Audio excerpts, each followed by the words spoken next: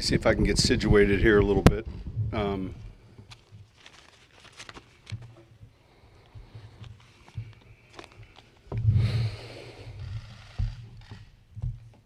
going to cover a few things here. I'm making notes last night thinking, like, how do you do this with COVID? And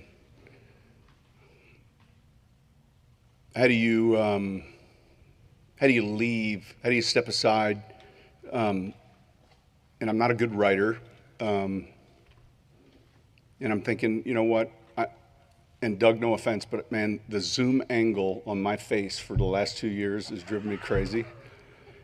So I don't want that to be like a lasting, indelible impression on anyone. And fortunately, I think we managed to come up with a good setup here, just with the space and everything that we've been through. We collectively, all of us, with COVID and managing to go about our business. Last week, I had a great visit, a tough visit with Mickey Loomis and Mrs. Benson and Dennis Lauscha, relative to just looking ahead with what I want to do. And Mickey and I now, we're 16 years, and so I think that was challenging just because of our friendship more than our professional relationship. And then Mrs. B was awesome. You know, I love this about her. She said, well, go away for 2 or 3 months and come back in training camp and we'll be ready to go. And I thought that sounded pretty good, actually. But I'm glad that she told me to spend some time away and give this some thought, because it is a big decision, and it certainly affects a lot of people. You know, it's not often you as a coach have that opportunity to possibly leave, and it was something that certainly I hadn't really thought about over the years.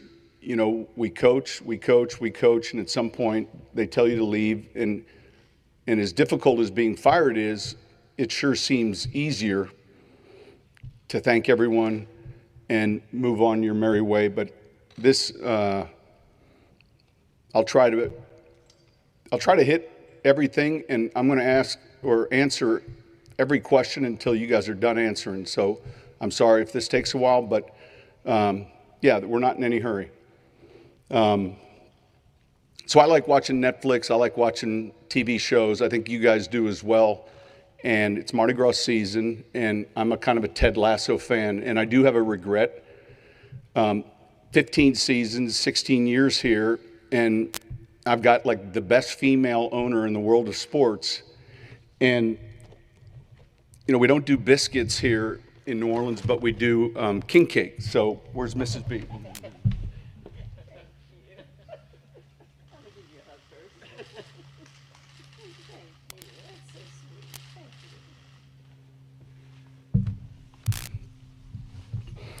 I also have like 100 of them for the media and everyone else that's here to kind of celebrate the Mardi Gras season. I want to start and bounce around here, but I want to start with a series of thank yous. It's important. And so thank you, Mrs. Benson, for being no better.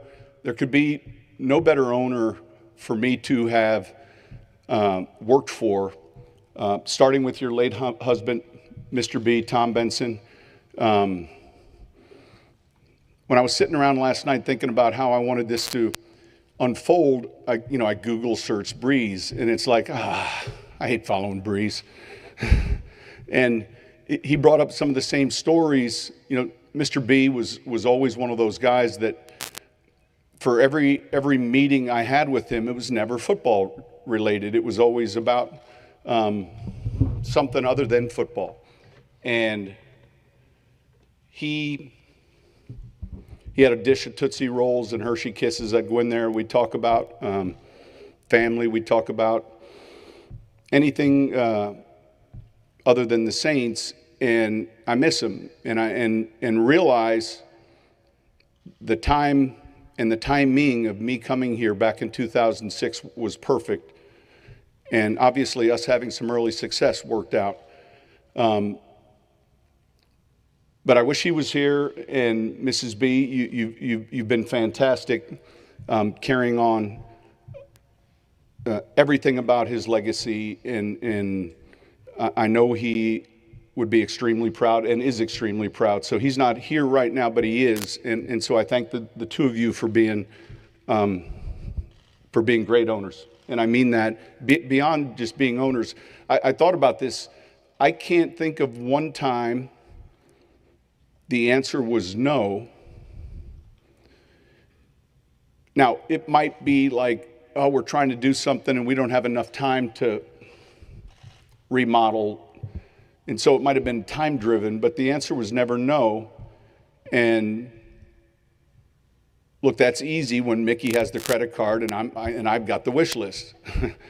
I'd like to thank Dennis Lausch, our president and a good friend, for people talk about culture and like what's the secret. Teams right now, 8 teams, 9 teams, they're all searching for the right culture. Everyone wants to know how, and it's very difficult. And yet, if I was writing a book, I'd say it's also very simple. The alignment of ownership, your club president, your general manager, your head coach, right through your roster. That sounds easy.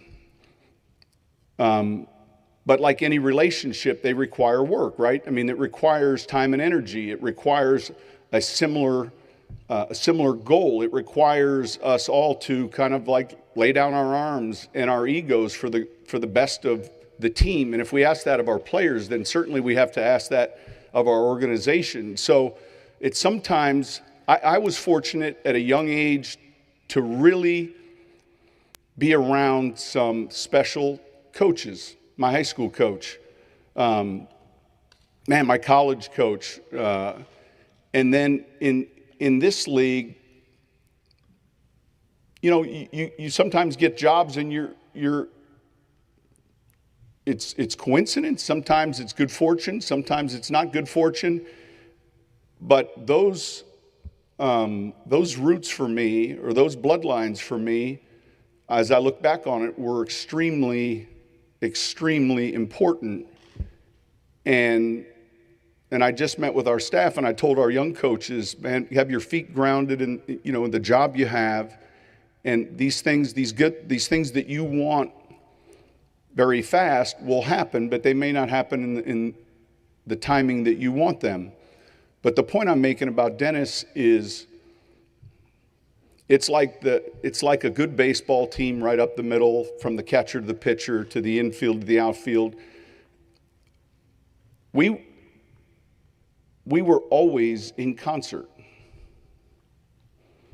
That didn't mean we always agreed, but we were always in concert. And for a first-time head coach 16 years ago, that was important, and more important now that I look back on it than I ever realized. And so I thank you and appreciate you. We had a lot of trips. We had fun trips, crazy trips where the very first year before we drafted Reggie Bush, we were out selling tickets and listening to 80s music and trying to figure out who knew the words. And then when we drafted Reggie Bush, we sold out. And I'm like, thank God we don't have to go on those those freaking ticket bandwagon drives. We've been sold out ever since. Mickey Loomis, a dear friend. I would say more importantly a friend, just as importantly my general manager, and just as importantly the person that gave me this opportunity. You know, he took a chance on a first-time head coach, and you guys know kind of the batting average and the challenges for these positions. They're hard. Every year we're reminded of that. And I've written about this, I've spoken about it, and look, I had just interviewed in Green Bay with the late Ted Thompson. man, I thought I had a great interview. And when I landed here, it was right after Katrina in January. And many of you remember that. And I just thought, when I met Mickey, I thought, man, I like this guy. He's got a heck of a task ahead of him. And I kept looking at my flip phone at the time, waiting for that Green Bay area code to come in. And I got the message that evening that they had gone in a different direction. And I remember just throwing the phone into the pillow and thinking, holy cow. And it was the best thing that happened. And sometimes, again, you don't have any control over that. And so he trusted his gut. And beyond just hiring me, I can't think, we've had disagreements multiple times, and yet we've always been in concert. And so, like, one of my biggest, not concerns, but one of my biggest second thoughts was, man, I don't want to not be around this really, really good friend of mine.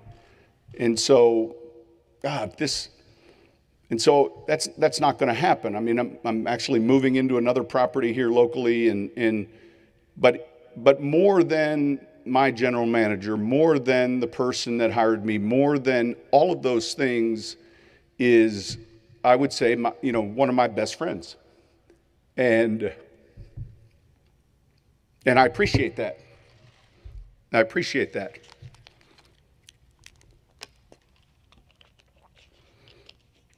I mean, I could give you 1,000 stories that would be interesting because our personalities are so different.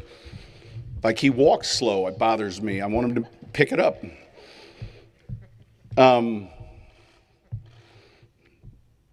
When you make a decision like this, you spend time with your loved ones. You spend time with your family. I've got, a daughter who's out west in media trying to become what many of you are, and a son who's in college.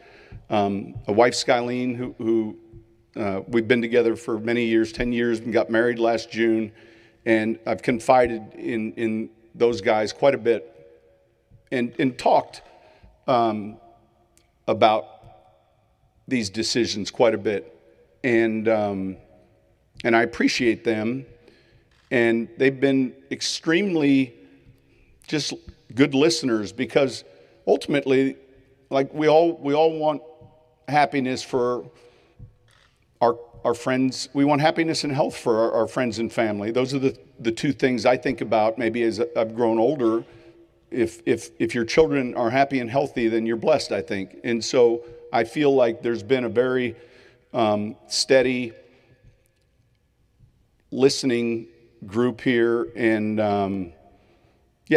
without any angle relative to, hey, what is it that you're looking for? Because honestly, as I sit here today, and this is okay, I don't know what's next. And look, I read the reports and I understand. I've not spoken to anyone from a media outlet relative to doing television or radio. Maybe that opportunity arises. But every time I read something that says, like, he's in line for this job, I'll call my agent, Don, and I'll say, Don, did you hear something? Because I have not heard anything. And that's okay. I think I'd like to do that. I think I'd be pretty good at it. But so stepping outside, like in the cold weather today, and being a little uncomfortable professionally or from a career standpoint is okay. I don't like the word retirement. Mr. B didn't like it either. He always said, retirement's overrated. We get sold this whole image of retirement by these investment groups on TV and golf courses and retirement. And so, I still have a vision for doing things in football. And I'll be honest with you, that might be coaching again at some point. I don't think it's this year. I think maybe in the future, but that's not where my heart is right now. It's not at all. I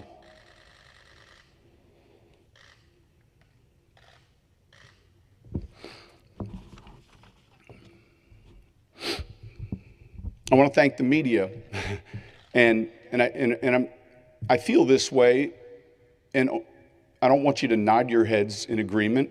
You can tell me later, but when you come in as a young coach, you make a lot of mistakes. Like, because you're trying to do everything you think you need to do, and it's not until you get older and more experienced that you realize the more important things are this and not that. And hopefully, in my latter years, you guys have found me very accessible, very friendly, very open, and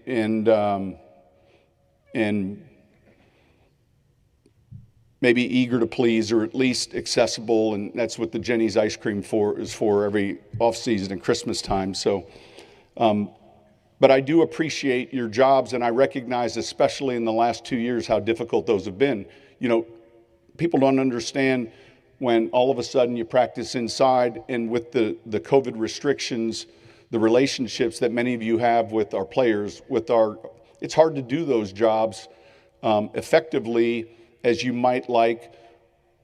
I mean, when's the last time you've been able to go into a locker room after a game? And we kind of miss that, really. I do, honestly, and going into the presser after a game and looking at a laptop. And so I appreciate every one of you. I think, and I've worked in a lot of places. I've been in New York, I've been in Philadelphia, I've been in Dallas. Those are big media markets. But I appreciate the relationships and the manner in which you guys have done your jobs. And I mean that. And probably knowing what I knew now, I probably handled my first 5, 6, 7 years differently relative to the media, where you come in and you just don't know enough yet. But thank you. And again, I'm going to see many of you for years to come. I want to thank the city and the fan base. I'm going to get into a little bit of 2006 and maybe the early journey, but I don't think any of us, when we started, certainly I didn't when I started, understood the dynamics and what took place post-Katrina with that 06 season that I thought, and I would argue, was every bit as important as any other season that we've had here, relative to where the city was. And it became much bigger than football. And I'll talk about that in a little bit, but this fan base has been amazing. And you do this and you travel to cities and you see other venues. This is by far one of the most difficult places to play, and unfortunately we didn't win enough home games this year, but man, the fans are something else. It's not a wine and cheese crowd. People make decisions to buy season tickets here that goes into their budget relative to what other things they're choosing to do. We appreciate all of that. I have a really good memory and can remember back in 06 when we drafted Reggie Bush and we drafted the rest of that class, and the excitement level. I don't have a history. I've met, now Tulane Stadium, Jeff, I'm guessing holds 70-some thousand people. I don't know. All right, but I've met 110,000 people. They told me that they were there for that game and the kick return over the years. And the passion that has been handed down generationally is unbelievable. Because when you're a young kid, you root for who your dad or mom root for. You don't know. And so the amount of stories post 09 season, where a grandparent wasn't alive to see a Super Bowl, but they were, all of that just makes what we do, fulfilling, pretty special. We're teachers, but that's unique, and I don't know that any player back then when we signed on, or any coach, myself included, knew quite actually what we were getting into, and that's the truth. So thank you city of New Orleans. Our fans, I'll be honest, when I hear the Bengals, and I'm rooting kind of for Cincinnati a little bit in the postseason, but the Who Dey thing that came after.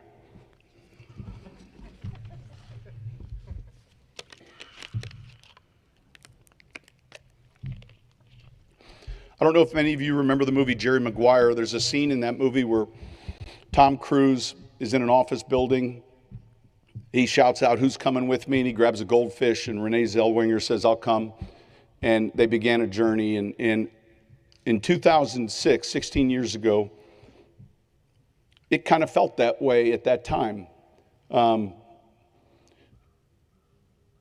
There's a special spot in my heart for the coaches, the staff, the players, everyone who came when 90% of the cars were leaving. I can remember the trip in on I-10, and there was no traffic heading south, but all of it was going north. Coaches like Pete Carmichael, Joe Vitt. Joe Vitt he was the only coach that I hired that year that had a number of other options, and he chose to come. Everyone else, every one of us that came were all promoted and just paid better. Curtis Johnson, Greg McMahon, Gary Gibbs.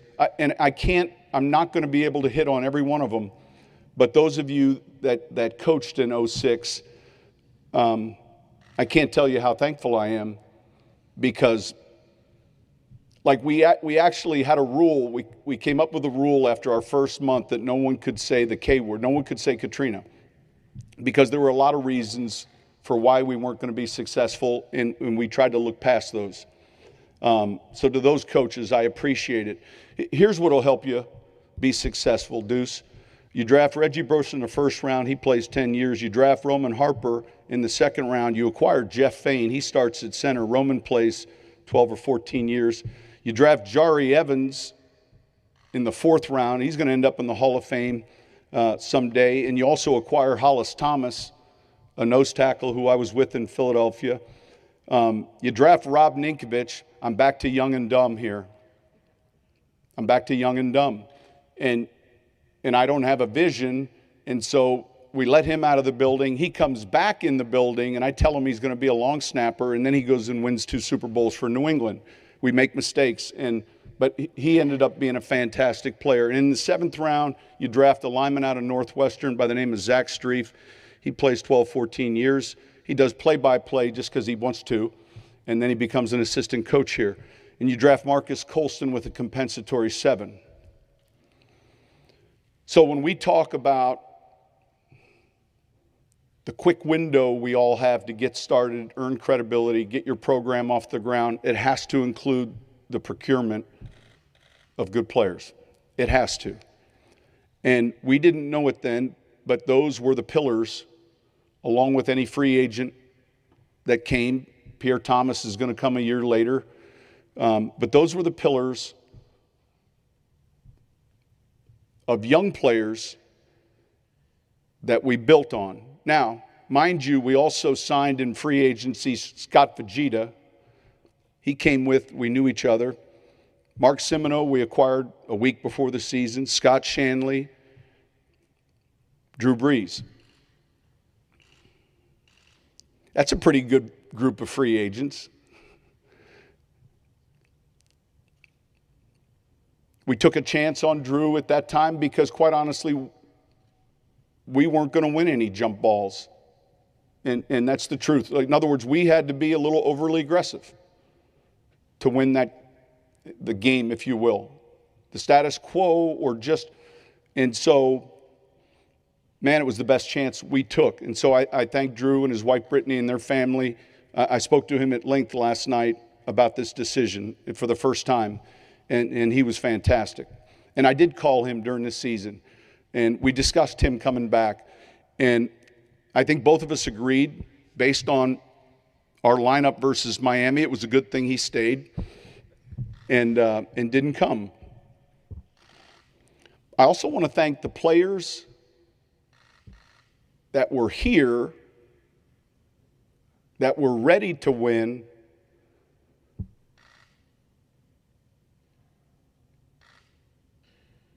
and wanted to join in.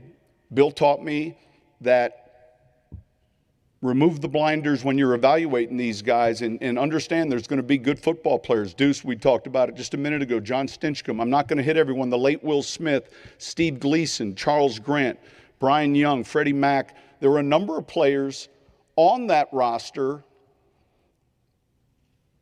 that were thriving for this culture change. And therein lied a little bit training camp at Millsaps, and that was difficult. And yet, so there's elements that went into that 06 team that were extremely important.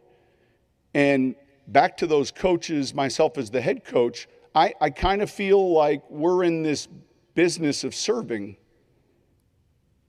We're teachers at heart, and we're grateful to be in this position. Quite honestly, I know for me it was play until they tell you you can't play anymore, and then it's like, well, all right, I don't want to leave though. All right, then you have to coach. And I've always felt grateful to be able to teach and be part of the locker room, even though I wasn't playing. And our roles as teachers are those of service. And so I appreciate that group of coaches and that team. And I still say to this day in 06, we've had a lot of teams, probably teams that are better than the 06 team, but none tougher than that 06 team. None tougher than that 06 team. And that leads me back to that whole city rebirth and fan base and people. That's when I grew to know, like, holy cow, this is bigger than any, this is more than just football. This is more than just football. I didn't know how to eat a crawfish at that time. I was kind of on the beignets, the king cakes with cream cheese, a number of things, but everyone wanted to know, hey, how do you like it here? And honestly, in your first year, when you're not from here, you're figuring it out.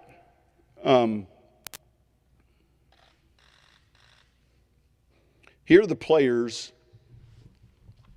that have won a Pro Bowl or been selected All-Pro in these 16 years. Teron Armstead.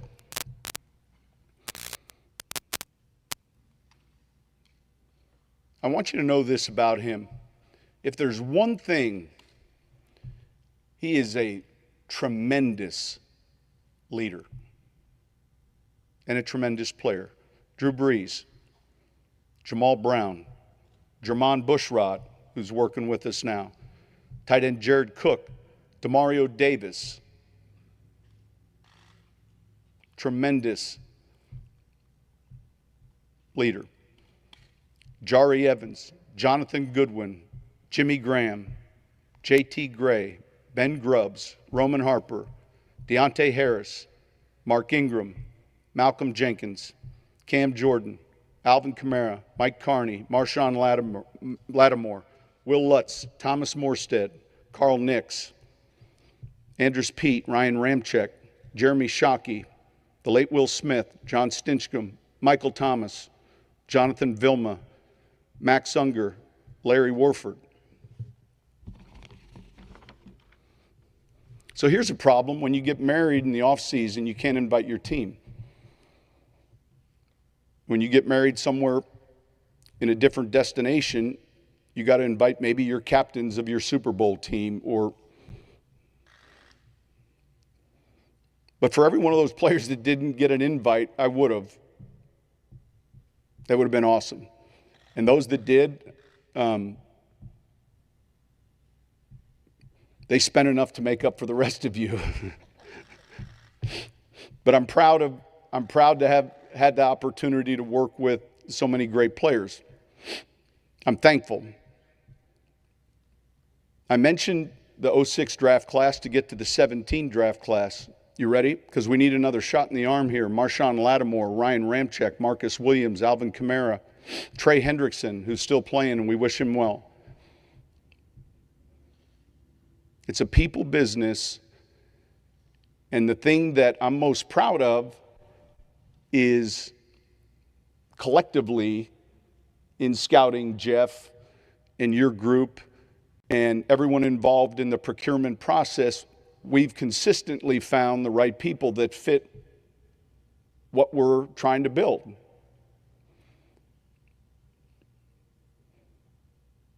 I'm not able to mention every player's name, but I am able to thank every player today. I can't hit on every coach. My current staff, I just, in a staff meeting, told them our record was 9-8, and we didn't get in the playoffs. We're rooting against the Rams right now because of that. But I'm proud of the job they did this year. It was extraordinary. So for every coach who's been here, every scout, every staff member, the people that take care of the facilities, the equipment guys, security, the last word I wrote down is the building. You know, and I've heard that saying, it takes a village. And honestly, it takes a building to be successful. Not in 1 year, but it takes a building to be successful year after year. And for me to have a chance to be a part of that building and in a position to coach so many of these great players and be around so many of these great people. Jay Romick, I can't hit on everyone, but man, the tireless amount of time and energy people spend, especially in the last 2 years, I thank them. I thank them. All right. That's a lot. We're going to have questions here in a minute. I don't know what's next, and it kind of feels good.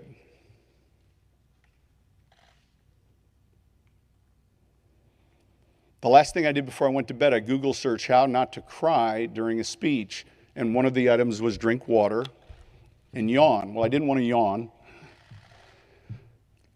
but it worked a little bit.